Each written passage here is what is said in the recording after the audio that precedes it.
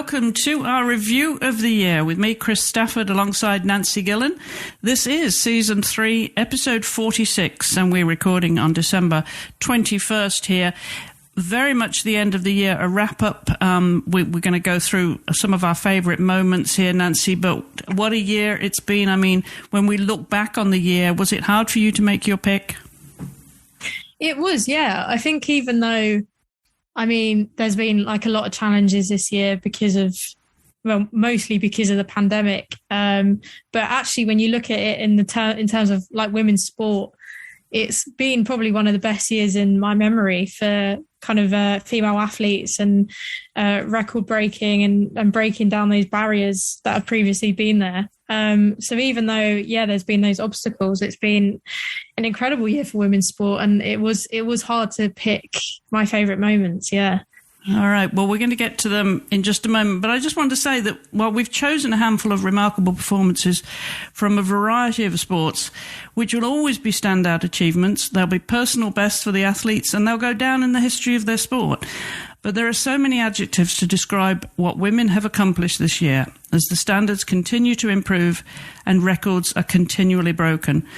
And there's nothing to compare with the guts and determination of these dedicated athletes whose goals may have been achieved this year, but new ones will be set for the future. It's been and continues to be a thrill to watch women continue to soar to greater heights in their sports and show what's possible. And just when we think that a record cannot be broken, we see another generation break down barriers, train even harder, take on tougher competition, and excel in themselves while showing the world the potential for women in any sport and anywhere in the world. And I think before we start, Nancy, looking back, I think that's the important part. We've seen so many more countries involved in sport, competing in a sport which may not be the strong suit of their country, if you know what I mean. They're not that a sport that their country is particularly known for. There's been much more crossover, overlap, and development of women in different sports in different countries and many more minority countries. Yeah, definitely. And I think as well, it's kind of almost like they've been able to find kind of a niche maybe where they're able to grow and develop into athletes where maybe, it isn't so kind of male dominated in their specific country and so on. So it's, yeah, like you said, it's kind of always been a great opportunity for them to really show what they're about.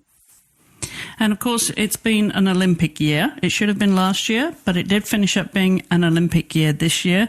So I'm going to kick off with football, and my first pick of 2021 will be Canada's football team winning that Olympic gold medal and the penalty shootout that came after drawing 1-1 at normal time.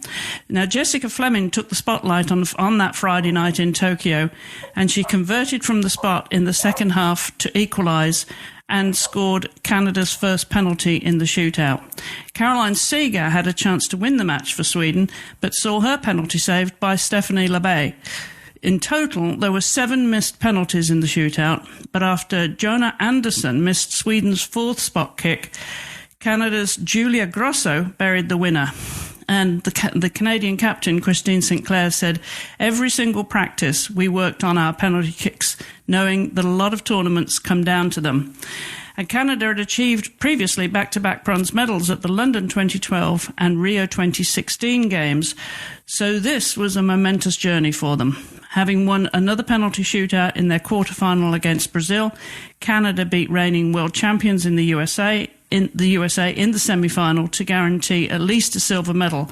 So going on to that final, Nancy, against Sweden was one of those football matches that I think it brought out the best in everybody, but a huge disappointment for Sweden. Yeah, I think, in the tournament, I think Sweden were the team that looked the most impressive. And I think most people thought in that final that Sweden were the team that were going to get the gold medal and potentially deserve the gold medal more.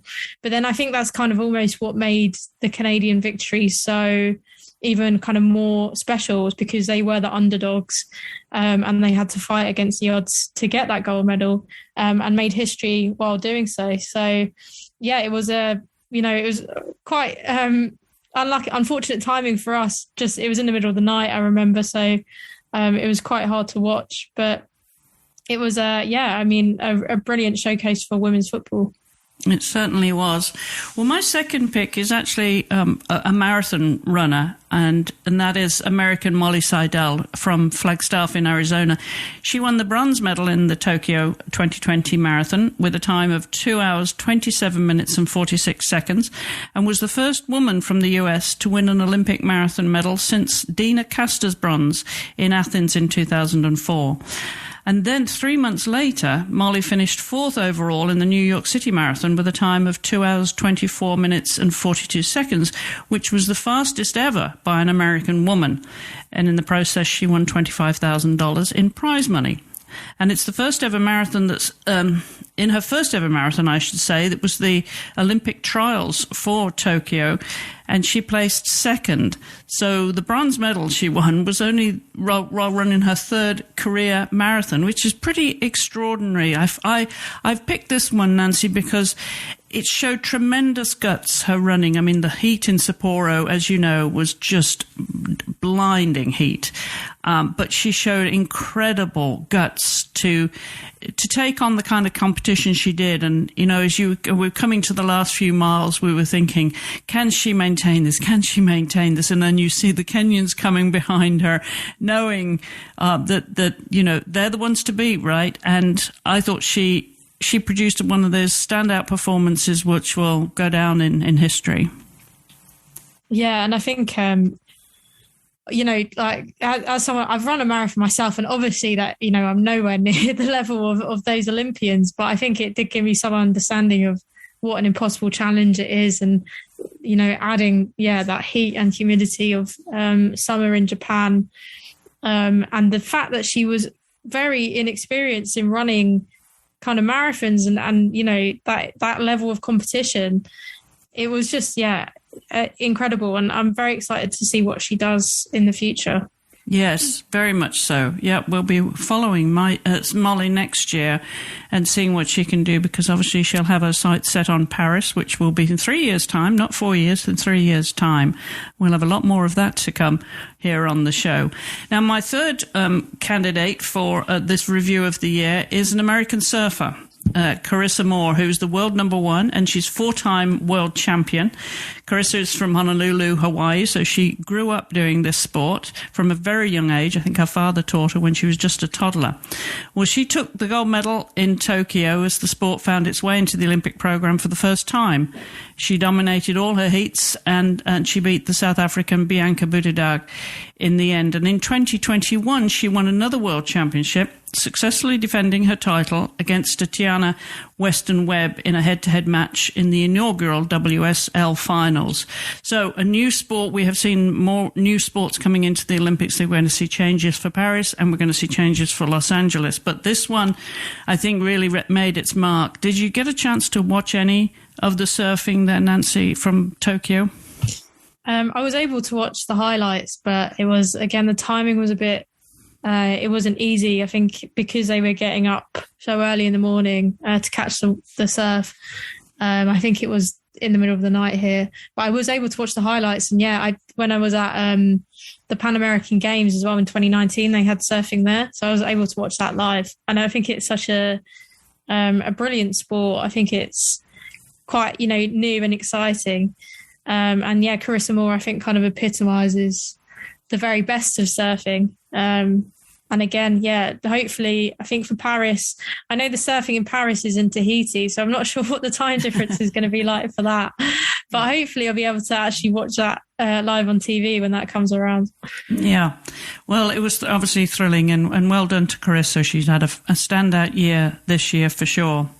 Well, my next pick is Australian Jessica Fox, and if you're a canoeing fan, you'll know Jess's name. She's an 8-time world champion and now an Olympic champion, and considered the greatest individual paddler of all time.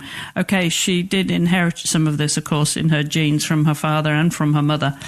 So Jess finished this year, then in the 2021 Canoe Slalom World Cup season, earlier in the season, of course, before the Olympics, by winning not only the golds, this was in in Pau in the south of France in canoe slalom and kayak, but she also won the overall World Cup Series title.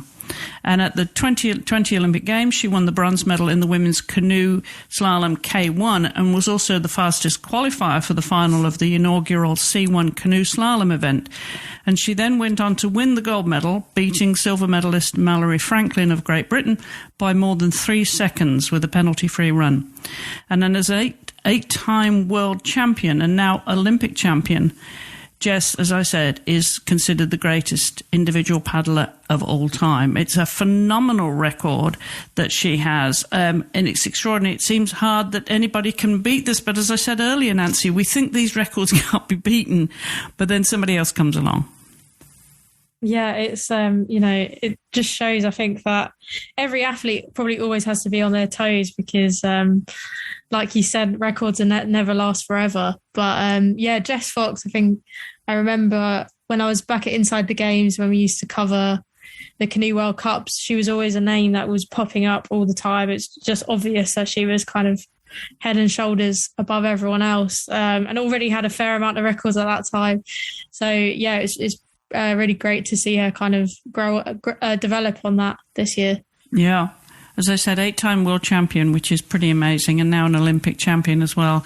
You wonder what next for Jess, but I think she's got a lot more to come still in the sport. And now, of course, we've seen these new classes of canoe and kayak in the Olympic Games. So I'm sure she'll be heading to Paris. I'd be very surprised if she didn't. There's a lot more to come from Jess Fox. Now, my next pick is Britain's motor racing driver, Jamie Chadwick. This is someone that we've talked a lot about on the show here, Nancy, because she clinched the 2021 W Series title. And she's been so consistent this season, showing her talent as a driver and as a development driver, of course, for the Williams team. She's poised now to move up to Formula One, so she could be breaking a glass ceiling here, Nancy. And it's been 40 years since a woman was on the starting grid of a Formula One race, and now there are a number of women that are hungry to achieve that ultimate ambition. But it has to be said, Jamie stands out from them all, doesn't she? Definitely. And yeah, I think, so the W Series, which is what Jamie Chadwick competes in, I think that, it's kind of been created to have that pipeline into F1 and try and get more women into, racing at the very top of motorsport. And yeah, since its creation, well, Jamie's won both. So she's obviously, the very, very best in women's motorsport racing. And like you said, I think, if anyone's going to do it and get into F1 and be on, be on that starting line, it's going to be her. But I think the whole W Series as a whole, it was, Chadwick didn't win easily at all. She had Alice Powell, another British racer, taking her right down to the wire. It went down to the very last day of racing. So there are, obviously Chadwick is kind of the best and is the most likely to go up into F1, but behind her there's, probably 5 or 6 really, really good racing drivers that could also follow in her footsteps. And yeah, I think just that the way the W Series works and its partnership with F1, I think it's a great event for championing women, and hopefully it, kind of its aim of increasing the amount of women in motorsports, ultimately that does happen. So yeah, congrats to Jamie, because she has had a really great year. She certainly has. We'll be watching her next year and see where this W Series goes, if she can keep the likes of Alice Powell and others. There's so many good drivers there now in the W Series, so we'll keep an eye out for that.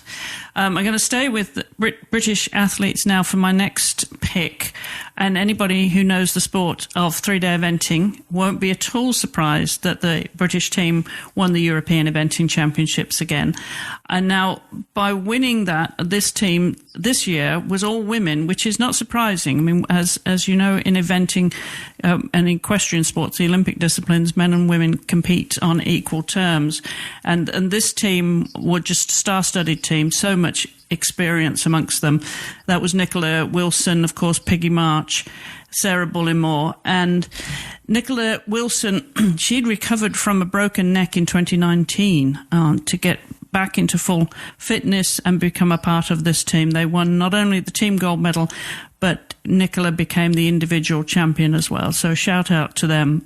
They really know how to do this sport so well. They are so consistently good in eventing. So very much deserved that win. And unusual, of course, for us to have a European Championships in the same year as an Olympic Games. And that's because, of course, the Tokyo Olympic Games was pushed back another year this year. Well, my last two picks, Nancy, have some overlap with yours, so I've left them to the last, and I'm still staying in Europe now for my next pick, which is also your pick as well, and that, of course, is in tennis with Britain's Emma Raducanu, who won the US Open. It was a triumph in so many ways. Her meteoric rise through the ranks will stand in the history of tennis Grand Slams, and in particular the US Open. With a wildcard entry earlier in the year at Wimbledon, ranked outside the top 300, she reached the fourth round in her first major tournament. And at the US Open, 2 months later, Emma became the first singles qualifier in the Open era to win a Grand Slam title, beating Canada's Leylah Fernandez in the final. She won 3 rounds of qualifying matches and 7 matches in the tournament without losing a set. It was the second Grand Slam tournament of her career, and she holds the record for the fewest majors played before winning a title. Now, she did go on to win, just this last weekend, the BBC Sports Personality of the Year, which is a big deal in England. I used to love that programme. And some people were being critical of picking her because she won one tournament, but it was the tournament of 2021. It wasn't an accumulation of years of success. We're talking about the highlight of 2021, Nancy, aren't we? So for those that are saying it should have been somebody else that did more, I still think she deserved what she's achieved this year.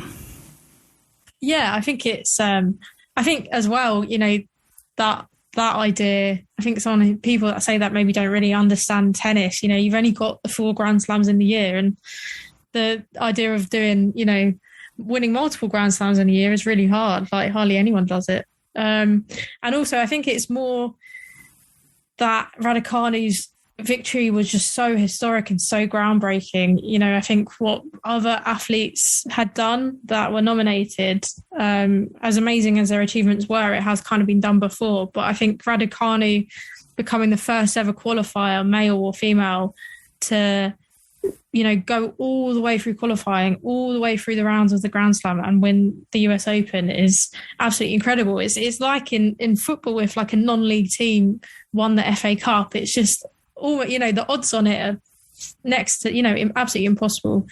I think as well, just what it meant for kind of British women's tennis, I suppose, because in men's tennis, you've got Andy Murray, who's been quite successful, and people like Tim Henman as well. But I mean, in my living memory, there's never been a British women's tennis player that's been that good. You've had Johanna Konta, who has reached semi-finals of Grand Slams, but, never won, never got to the final and never won. And to see a British female tennis player do that was amazing. And then to do it in such a historic way and not dropping a set as well. I mean, that in itself is an incredible achievement. So I think it's just, it's probably one of the best, I've said, like one of the greatest moments in sporting history, really, just because of the impossibility of what she did. Mm-hmm. That's what makes it so special. And she's still so young. I mean, we've seen in women's tennis quite a lot of teenagers win Grand Slams in recent years, so that's not massively unheard of, but it's a sign of things to come, hopefully. And I mean, if people are complaining that she has only won one thing, I'm hoping next year she'll win a few more tournaments and put them, make them eat their words. Yeah, exactly, because that was only the second Grand Slam of her entire career, but she rocketed up the rankings after that win, didn't she? So I think we've got a lot to look forward to with Emma next year. Hopefully she's feeling better. She tested positive to COVID, didn't she?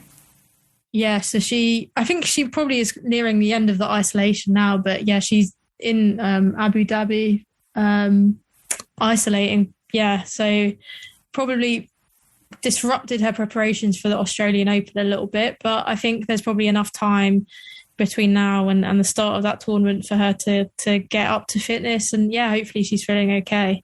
Yeah, good luck to Emma. We'll be looking forward to next year to watching her competing again. Well, my final pick again is a pick that you made too, Nancy, and I think this is. Well, we'll talk about it in a minute, but let me just say who it is. It's Ireland's Rachel Blackmore, because she won the 2021 Grand National in April this year, riding the Irish-bred Minella time. So it was Ireland and Ireland there. And there's never been a female winner of the Grand National in its 108-year history. 3 weeks earlier, before the Grand National, she became the first female jockey to partner a winner of the champion hurdle at the Cheltenham Festival, and by finishing with 6 winners across the 4 days. She also became the first female jockey to win the Ruby Walsh Trophy for leading jockey at the festival. The Cheltenham Festival is a real festival of national hunt racing, for those of you who don't know. It's over fences, it's over solid steeplechase fences, and then there's hurdle races as well, and it's thrillingly exciting. It really is. It's my favourite racing festival of the year, my race meet. Cheltenham always has been. It's really thrilling. It takes place in March every year, and it's tough, and it's traditionally a battle between Ireland and England, with Irish-bred horses, Irish riders, and English-bred horses and English riders, and it's it really has always been a local derby. So for her to do what she did, winning the Grand National and having won the champion hurdle at Cheltenham Festival, become the first, female jockey to win as leading jockey of the festival, is extraordinary performance. That, to me, I think, breaking down what is, been a male bastion in the sport for forever. I mean, there still are not that many lady jockeys in racing, and certainly in steeplechase racing. So I think for me, that's going to be the standout performance of 2021, Nancy. I think she wins my overall title, my overall pick of the year. But she was one of your choices too. Yeah, I mean, I think there's just something about seeing women competing in sport kind of against men, or like in a male dominated sport, and winning, which is just so satisfying, I think. And I remember, like you were saying, in the kind of run up to the Grand National, so she'd been doing all these things at Cheltenham Festival, which were incredible, and obviously working in women's sport, I was hearing about them, but I think for a lot of people that don't necessarily follow horse racing, they weren't really aware of it. But then the Grand National is kind of an event that just cuts through, is of general interest. Like, everyone watches it, everyone puts a bet on it. It's just something that a lot of people watch, regardless of whether they watch horse racing for the rest of the year or not. So for Blackmore to then, have done everything she did at the Cheltenham Festival and then compete at the Grand National and win it, I think was incredible. And again, going back to the BBC Sports personality, she won the World Sports Star. Being Irish, she wasn't eligible to be nominated for the main award, but the people she beat in that, it was a public vote, and the people she beat in that category, it was like, Max Verstappen, the Formula One, the winner of this year's F1 competition, Elaine Thompson-Herah, the three-time Olympic sprint champion. There was just absolutely massive names on there. Tom Brady, the American footballer, like, there were massive names on there, and she won. And it was kind of amazing that the public obviously related to her and were inspired by her and in awe of her winning the Grand National as much as we have been, to vote for her to win that. She's I'm inspired by her as well. I think she's brilliant. Yeah, it was absolutely awesome. As you say, it becomes a public vote, and it just shows how popular, the Grand National is. It is very much in the public eye. Even if they don't follow the sport the rest of the year, they do watch the Grand National and have a flutter, as we say. So well done to Rachel. Now, I did notice that she was crowned the World Sports Star of the Year in the BBC Sports Awards. That's a relatively new award, isn't it, Nancy? Yeah, I think so. I think they've been doing it maybe for the past, I mean, I remember going to the event in 2012, and I'm pretty sure they did it then. But I think it is relatively recent. Yeah. I mean, some of the names that have won it since they've had it are massive. So yeah, for Blackmore to be among those names, people like Usain Bolt. So it's very prestigious award, even though, yeah, like you said, it is quite recent. Yeah, extraordinary. Well, the winner of the Young Sports Personality of the Year at the BBC Awards was skateboarder Sky Brown. Of course, she made headlines this year. And then the winner of Helen Rollinson Award, and now that means probably more to me than it does to you. I knew Helen, and she died so tragically young. But they named an award after her. And the winner of that was the Arsenal and Scotland's defender, Jen Beattie. Tell me a little bit more about the background to that so people understand what that award means and why Jen was chosen, Nancy. Yeah, so yeah, Beattie was diagnosed with breast cancer, I think about a year and a half ago. Obviously, she plays football, I think, and also is relatively young. I think is, kind of nearish. I can't remember her exact age, but she's around 30.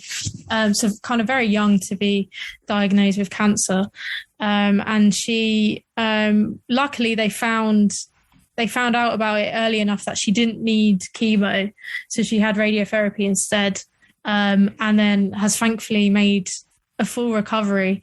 But I think she was awarded because of kind of the awareness, the fact that she went public with it, and when she speaks about it, she's very eloquent and tells people, to make sure that to check themselves and to go to a doctor if they find anything out of the ordinary. So she was very, very open kind of with her experience and her journey. And, that will obviously help people or save people's lives in the future, because they'll listen to her, who is this footballer who plays for club and country, and hear her story and learn a lesson essentially, and it will save people's lives. And yeah, she's I was watching the show, the BBC Sports Personality of the Year, and the clip from that is very emotional actually. I recommend watching it. And yeah, very, very relieved that she's kind of fully back, and she plays every week now. So I'm very relieved that she's back to full health and also to full fitness in terms of her footballing career. That's fantastic. And you say as you say, she is only 30, so she's still got lots of playing years ahead, hopefully. Well, congratulations to her. And as Nancy said, Jen made the point, it's so important to get screened. I'm now 70 years of age, Nancy, and this year was the first time I've ever had to have a biopsy. And it's so important. I mean, screening is there for a purpose. It turned out to be negative. It was just calcification, which happens with aging, apparently. We all have calcium in our body. But they wanted to check it, and they've marked it, and we'll keep an eye on it. So it turned out to be totally benign, but it does prove the importance, Nancy, of getting screened. That we screen for a reason, and let's beat this because we can. But it's a scary moment when you get called back for a biopsy. But I hope you get screened regularly, Nancy. Yeah, well, fortunately, I haven't had to at the moment, but yeah, I think people like Jen Beattie speaking out about it also normalizes it, and yeah, makes encourages you to do stuff like that. So yeah, it's definitely a good thing.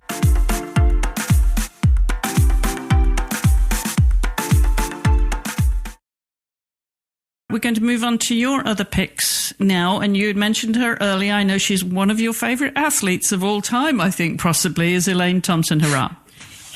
Yeah, I have a lot of respect for Elaine Thompson-Herah. So at the Olympics this year, she successfully retained her Olympic titles in the 100 and 200 metre races. She became the first woman to do this. The only man that's done it is Usain Bolt. And obviously, he's such a respected figure in world sport. So for Thompson-Herah to be following in his footsteps just shows what an achievement it is. I also just really enjoyed watching her this year because of the caliber of the athletes that were also in women's sprinting, it's such a high standard at the moment. You've got people like Shelly-Ann Fraser-Pryce, who's another Jamaican sprinter, Dina Asher-Smith, who unfortunately was got injured at the Olympics, so couldn't properly compete, but when she's at the top of her game, she can easily threaten Fraser-Pryce and Thompson-Herah.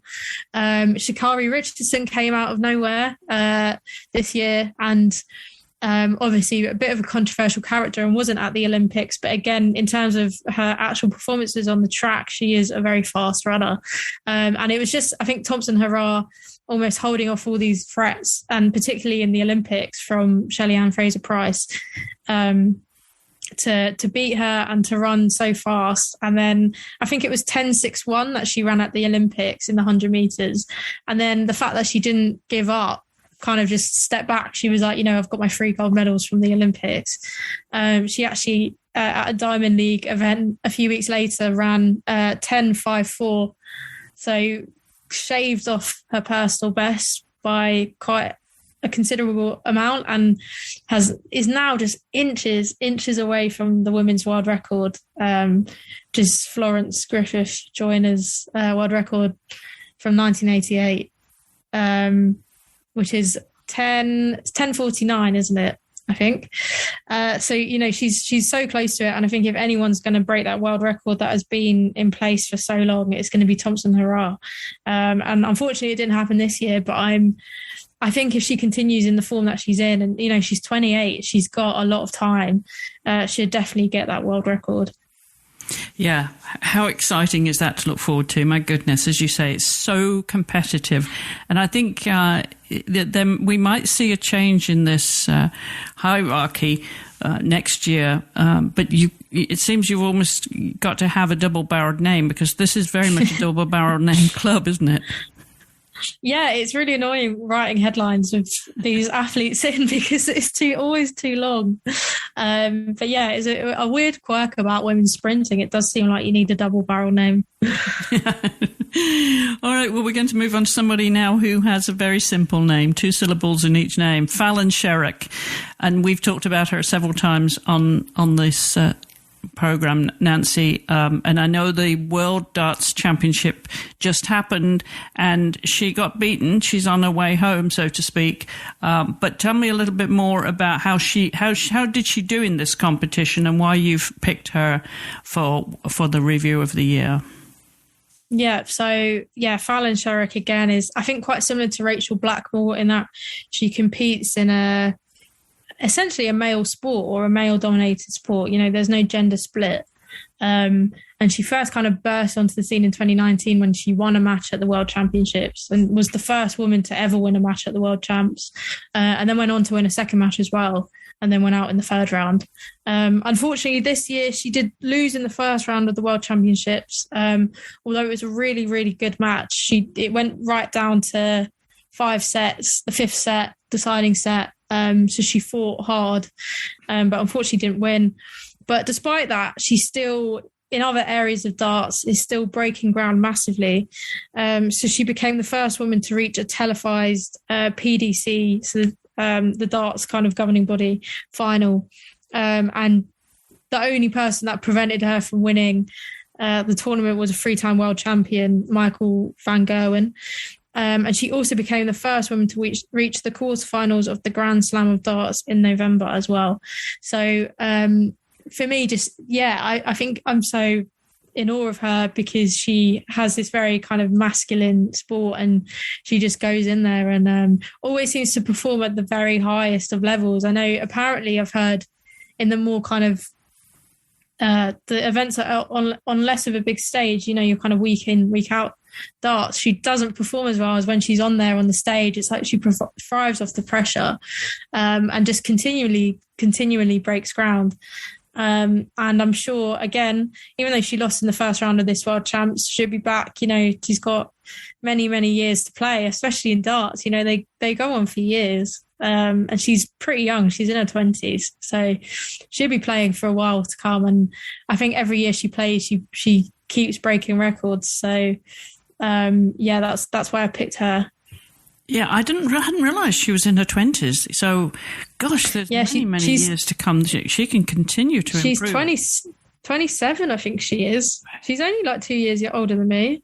So she's, darts players go on till probably about 50s, 60s, really. So she's got about 40 years left probably of her career. Yeah. So she's like this at this point, all this experience she's getting. She's probably not going to hit her peak for another 20 years. So yeah, it's very exciting.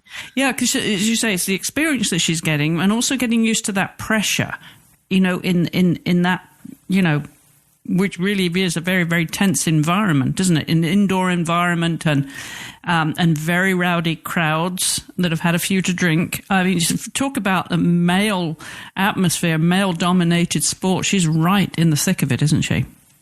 Yeah, exactly. And it is I think that's what it is. It's, quite a lot of men watching it, a lot of alcohol, rowdy. But I was watching the match, which is at Alexandra Palace, which is I'm quite local to, and the crowd absolutely love her. They were just singing songs about her the whole time. Like every time she got 180, they were cheering so much. They were actually booing her opponent, who apparently is one of the nicest men in darts. So I think the commentators were quite shocked about that. But it just shows that they were really, really, really behind her, and she's managed to kind of, get everyone on her side. Which is an incredible, brilliant. Awesome. Well done her. And I hope she's not too disappointed by this championship, because, as you say, so many more to come, and that she has chosen a sport with such longevity bodes well for us, and we'll see a lot more of Fallon. So good luck to her, and well done for getting Nancy's nod this year in our review of 2021. Well, the final pick that you have, Nancy, is actually record-breaking in itself, because you went to a cricket match this year. Yeah, I did. My first ever cricket match, and it was a great experience. It was the opener for the 100, which is a new cricket tournament, which very much places the emphasis on gender equality. So there's a women's tournament and a men's tournament, but the idea is that they're given the same amount of promo, the same amount of resources, and the majority of matches were played as double headers around the country. But the opening match, they gave it to the women. So the Oval Invincibles played Manchester Originals at the Oval, and it was something like the first time that a women's game or match had started a major tournament in the UK, which just shows how kind of it was a big event. So I went along to that with 7,394 other people and watched this match, which was really, really fun. The atmosphere was incredible. The attendance itself was a modern day record for a domestic women's cricket match. And then, unfortunately, I didn't really have time to go to any of the other matches. I did want to, but then even watching that on TV, the attendances that were there were brilliant, and the final was played at Lord's. And I think it broke the record again for the women's match. I can't quite remember how many people were there, but it was more than 7,000 for sure. So the whole tournament really did a lot to raise the profile of women's cricket. And yeah, that opening match, I think, picked it specifically because I went there, but also because of the kind of history behind it. And it was, the starting point of a really exciting tournament. And it's an annual tournament, so it'd be happening every year. So I'm looking forward to going again this year, or next year even. Yeah, next year even. Yeah, well done you. I'm glad you enjoyed it to the extent that it gets a nod here on your pick for 2021. And I must say it has been an extraordinary year, Nancy. And for me, my pick of all of these has to be Rachel Blackmore. Who would you single out as your overall champion?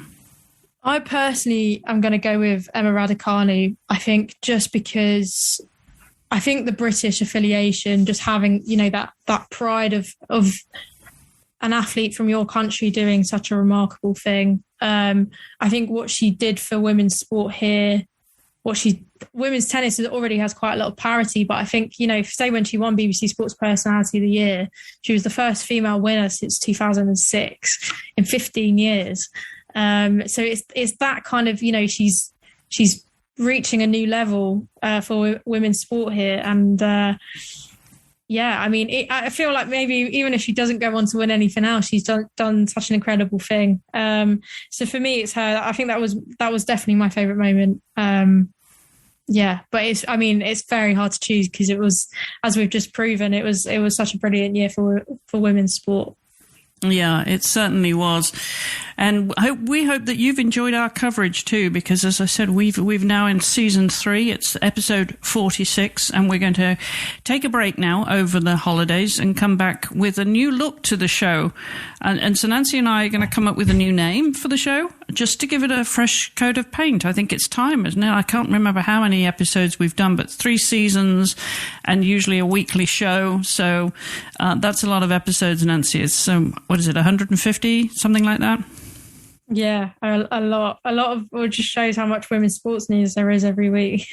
And every week we say that we are not short of stories to cover. And of course, we'd love to hear from you. If you think we're missing anything, we need to cover something that you know about and we haven't yet covered, you can drop us a line at info@wisports.com. And of course, you can always post your comments on our social media at wisports. And as I said, do post your comments about anything that we do here at WiSP Sports.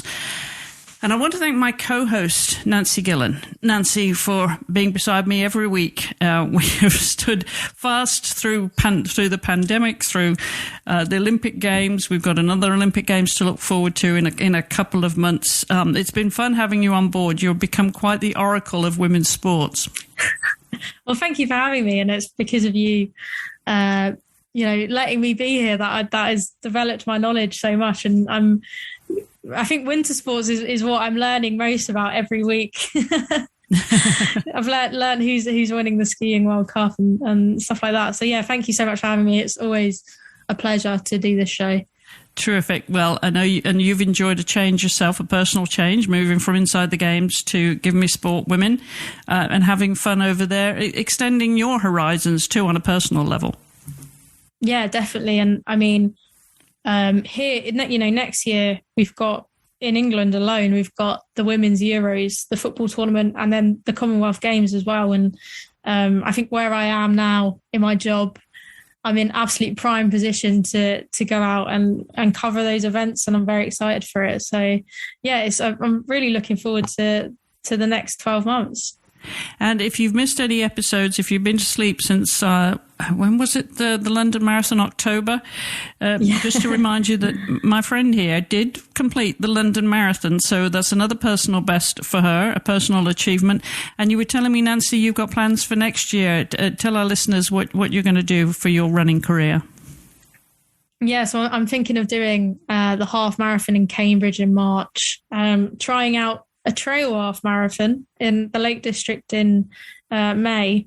And then I've entered the London Marathon, which is in October again this year. If I don't get that, I'm considering doing the Yorkshire Marathon. So I think that's quite a nice schedule for next year, where kind of building up gradually, hopefully for a marathon at the end of the year. So yeah, it's exciting. Yeah, it certainly is. Well, the best of luck there. I'm sure we'll be following your training to these events like we did for the London Marathon. And it certainly got you through that part of the pandemic too, didn't it? Yeah, definitely. I think just having that kind of being able to go out, still go out and run, and then also just having, I think, something to work towards was definitely a great help. And if things do take a turn for the worst, it's nice that I've got those events in the calendar that I can also just keep working towards those as well. Definitely. Well, I too, I'm taking a little bit of a break. I'm dealing with some injuries at the moment, which I'm getting the better of, so that I can come out in the new year and resume my fitness program and aim for some cycling goals too. I've got some big rides to look forward to next year, so more of that when we get to it. But I want to take this opportunity finally at the end of 2021, because this is our last show of the year. It's just, as I said, we're going to take a break now. But I want to thank all all of the hosts at WiSP Sports who've done a fantastic job to increase our coverage of women's sports. And the partnerships that we have, not least of all with Abby Ehler and the Magenta Project. Abby hosts the Sailing Show, a monthly show, and we've been partners with them now for 6 years. This is our sixth. Next year will be the 7th season of the Sailing Show.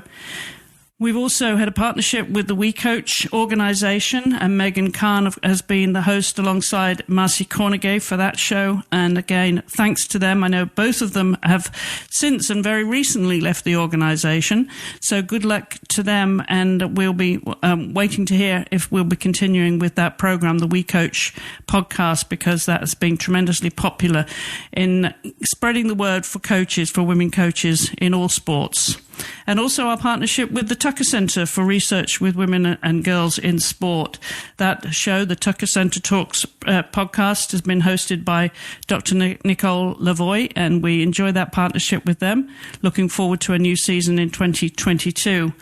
And also Dr. Kirsten Lauritsen, who's been hosting Try This. She's an age grouper in triathlon, and she loves nutrition too. So she loves to focus on that, and she's been covering every aspect of training for triathlon. So we're looking forward to continuing that show next year. As well as the new show that we started this year, and we now come to the end of season 2. There'll be season 3 in the new year, and that's in rugby with Naya Tapper and Ilona Myers. The show is the Leo's Den show. They're two Leos, and they're both from the USA Rugby Sevens team. And Lo and Naya have produced a very, very popular show here on the network. So our thanks to them, and we look forward to a new season. And of course, Dr. Juliet McGrattan, who's been hosting Active Health show. She's now back with season 2, so we're continuing that in the new year. And that's for anybody who runs, and there's a lot of medical advice there as well. So we've got a bit of everything here, and every week, as you know, if you listen to this show, we bring you news from around the world of women's sports. So we're wrapping it up for 2021. We're looking forward to 2022. Nancy, what apart from those big competitions that you just mentioned, what else are you looking forward to immediately in the new year when we come back after the holidays? What's your focus going to be on? I think building up to the Australian Open, definitely. I think obviously you've got the Beijing Olympics as well in starting in February or end of February, March. I mean, the return of the Women's Super League after the winter break. I mean, there's a lot of the Ashes, the women's Ashes, actually, isn't there? Yes. The cricket. Yeah. There's so much. Right? Yeah. There's netball, yeah. There's so much. There really is. There's not going to be any shortage for us here at WiSP Sports to cover. But we wouldn't be able to do this without your support. So my final thanks are to you, the listeners, for everything you've done in supporting WiSP Sports through the years. Now we're coming to our 7th year and bringing you the only podcast network for women's sports in the world. So thank you for your support of WiSP Sports. And again, thanks to everybody involved with this team. It does take a village, Nancy, to produce what we do every year. We are now in the top 2% of podcasts globally. That's over 2 million podcasts, I think climbing to 3 million podcasts. So this is quite an achievement, and it's thanks to the team that we have here. So Nancy, without further ado, I think it's time to wrap up the show. Any final words for you for 2021? I hope everyone stays safe, especially with the Omicron variant out and about. But yeah, I think everyone stays safe, and just see everyone in 2022 for another brilliant year of women's sport. Absolutely. Well, I echo that.